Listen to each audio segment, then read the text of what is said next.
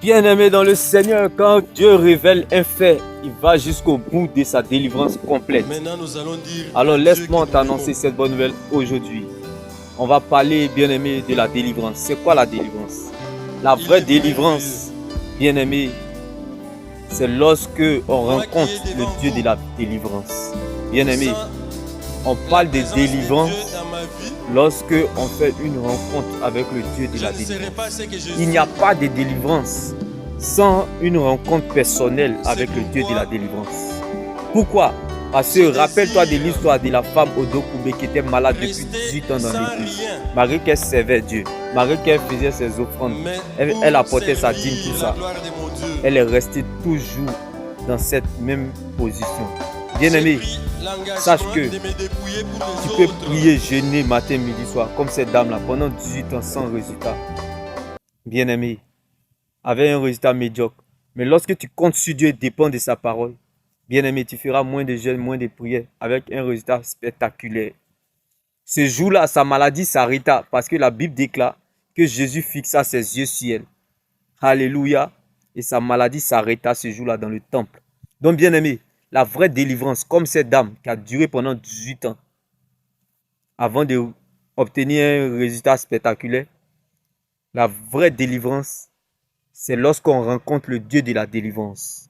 Une rencontre personnelle avec Dieu, avec Jésus-Christ.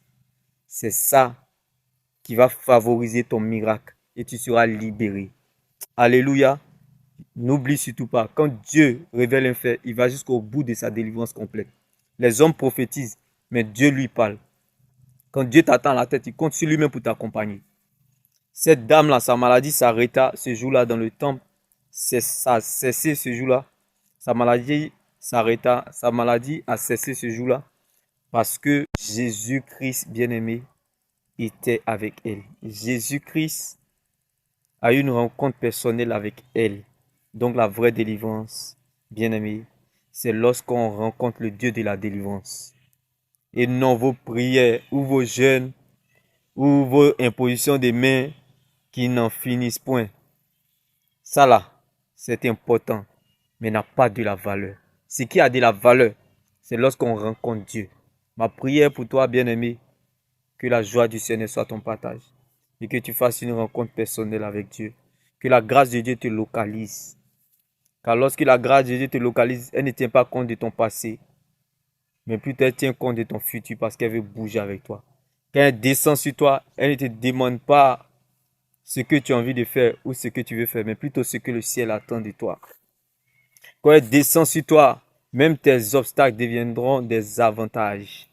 Bien-aimé, la grâce de Dieu au milieu des ténèbres, elle parle plus fort que l'effort des autres. La grâce de Dieu au milieu des ténèbres, bien-aimé, elle devient encore plus puissante. Que la grâce de Dieu te localise, bien-aimé, afin que tu sois libéré.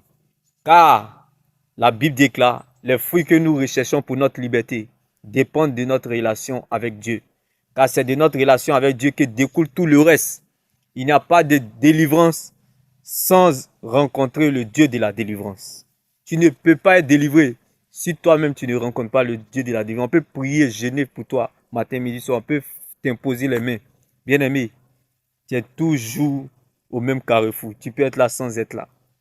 Bien-aimé, vous passerez par la gauche, vous passerez par la droite. Vous tomberez sur Jésus-Christ au carrefour. Comme le cas de cette femme Odo Koubé, malade depuis 18 ans dans l'église. C'est parce qu'elle a rencontré Jésus-Christ ce jour-là qu'elle a eu sa délivrance. Qu'il en soit ainsi dans ta vie, bien-aimé, n'oublie surtout pas.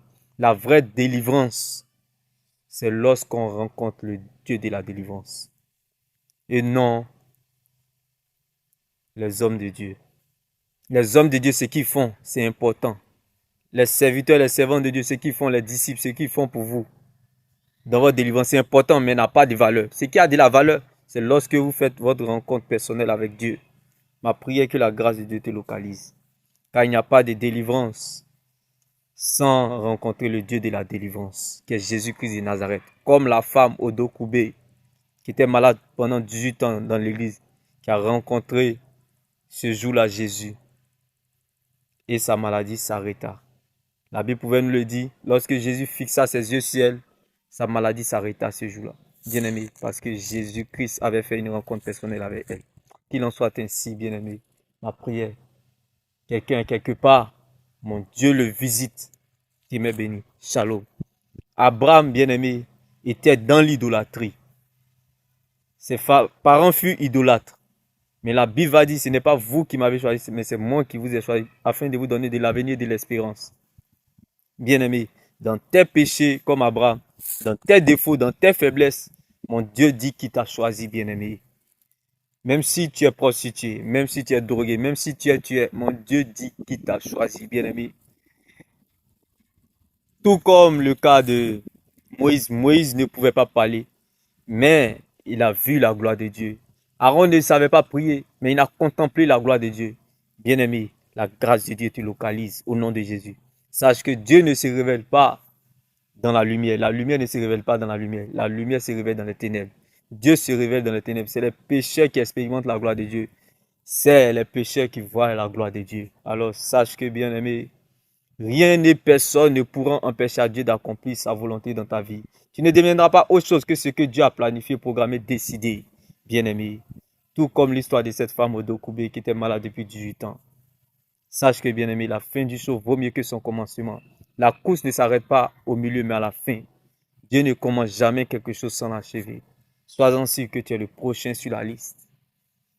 Dieu m'est béni. Shalom. J'ai dit à quelqu'un, respectez cette personne qui m'écoute, car cette personne passe en classe supérieure. Dieu m'est béni. Shalom. Bye bye, bien-aimé.